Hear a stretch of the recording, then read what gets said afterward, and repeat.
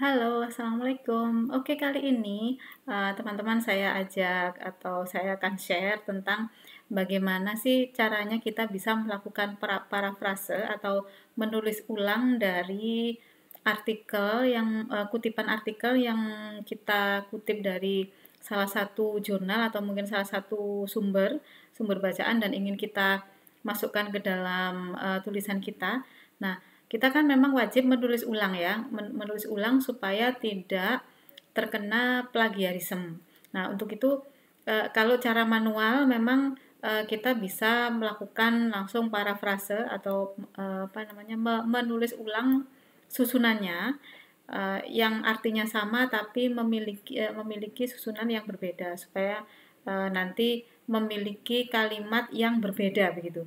Nah, tapi di sini ada aplikasi yang ada di internet, sebenarnya ada banyak ya. Nah, dalam video kali ini saya akan mendemokan salah satu aplikasi cara untuk menulis ulang atau memparafrase dari artikel atau tulisan yang berbahasa Indonesia. Jadi ini adalah khusus untuk menulis ulang dari kalimat-kalimat yang berbahasa Indonesia. Oke, kita bisa masuk ke Google ya, atau saya tunjukkan dulu cara mencarinya. Nanti teman-teman bisa lihat sih di deskripsi, insya Allah sudah saya sertakan ya linknya untuk aplikasi ini. Nah, aplikasi ini online, jadi harus berada di internet ya.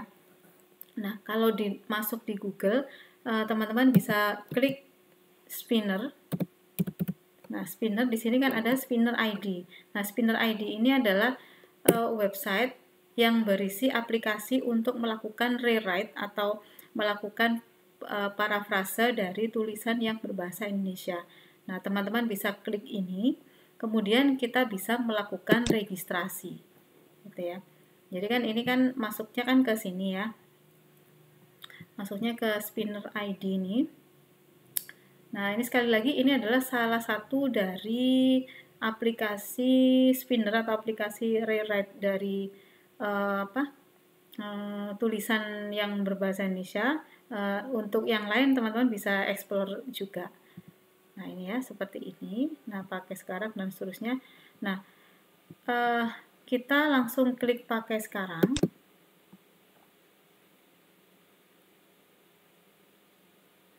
Ini ya, jadi kalau posisi masih baru, misalnya teman-teman masih belum memiliki memiliki username dan password, maka nanti teman-teman akan diminta untuk melakukan sign up. Nah, melakukan sign up itu nanti yang diminta adalah mengisikan nama depan, nama belakang, dan email. Nah, kalau misalnya sudah mengisi itu, kemudian kirim, nanti akan mendapatkan email verifikasi seperti ini. Nah, email verifikasi ini nanti ketika kita diklik, nanti akan diminta mengisikan passwordnya. Nah, kalau sudah kita isi passwordnya, terus kita langsung proses login, sehingga kalau sudah proses login, maka akan masuk ke sini.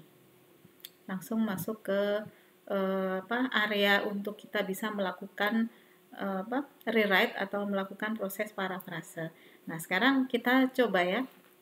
Misalnya kita akan mengambil salah satu jurnal, misalnya saya langsung aja ambil di Google Scholar saya, misalnya saya akan masuk ke salah satu jurnal ini, saya klik di sini, kemudian di sini ada description-nya. Nah, misalnya ini kan jelas sudah masuk di website ya, artinya kan nanti kalau misalnya tulisan ini saya kutip, kemudian saya tidak melakukan proses perubahan kalimat, maka akan dideteksi plagiasi karena memplagiasi sesuatu yang sudah terpublish di dalam internet. Nah, untuk itu kita bisa copy ini misalnya ini ya kita ingin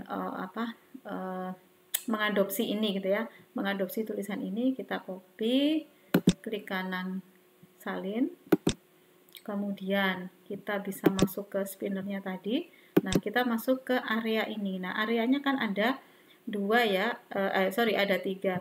Area pertama ini adalah area tulisannya, tulisan yang akan dilakukan proses rewrite atau menulis kembali.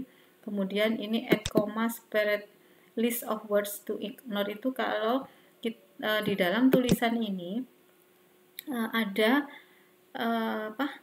kali kata yang tidak boleh kita rewrite, misalnya kata apa ya, institusi atau apa gitu, kita boleh menuliskan di sini, tapi di sini boleh kosong.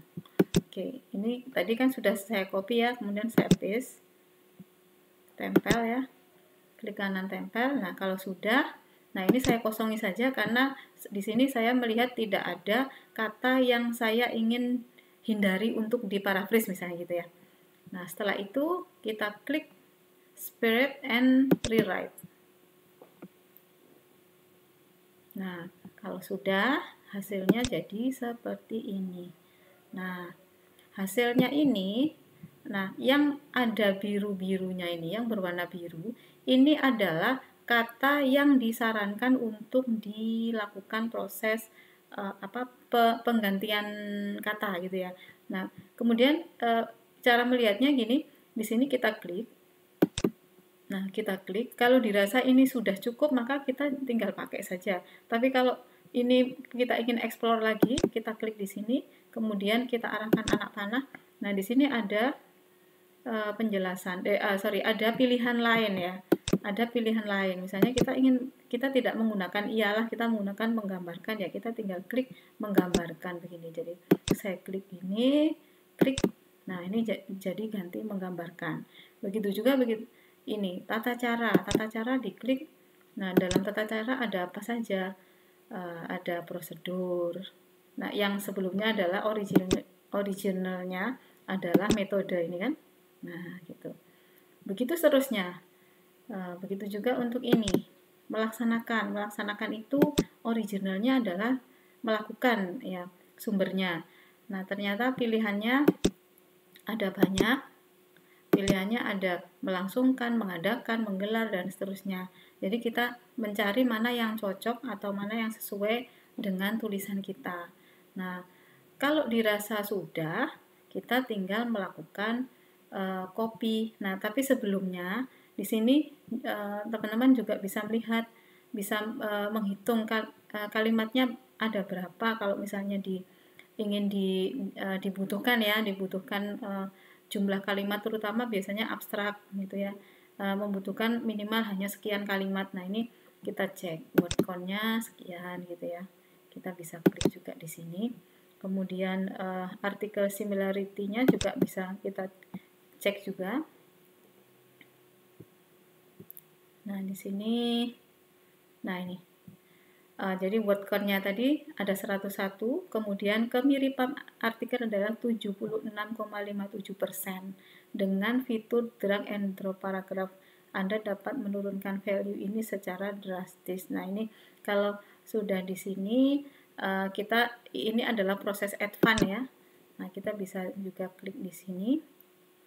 Nah, biasanya kalau sudah masuk ke sini itu adalah ada proses pembayarannya. Jadi kalau misalnya masuk ke yang pro, biasanya memang membutuhkan biaya gitu ya. Tapi kalau misalnya dirasa dari sini saja sudah cukup, misalnya oh ini kemiripannya 76,57%, berarti yang harus diubah yang mana? Yang pasti dari posisi yang posisi yang pertama tadi ini jelas mirip sekali dengan yang kita kutip gitu kan. Tapi dengan yang pertama tadi ini ya jelas sama dengan yang kita kutip, tapi dengan kita menambahkan modifikasi di sini, ini kan pasti kan terkurangi. Nah, ternyata kalau misalnya masih dirasa masih kurang, ya kita tinggal mengubah bagaimana caranya supaya kalimat ini tidak mirip gitu ya. Oke, itu saja yang bisa saya sampaikan untuk aplikasi parafrase. Nah, semoga ini bermanfaat. Untuk video selanjutnya, insya Allah saya akan bahas tentang bagaimana melakukan parafrase secara otomatis seperti ini di secara online begini. tapi dengan artikel yang berbahasa Inggris. Oke, insya Allah sampai jumpa di video selanjutnya. Jika suka dengan video ini, silahkan like, subscribe, dan komen. Terima kasih. Assalamualaikum.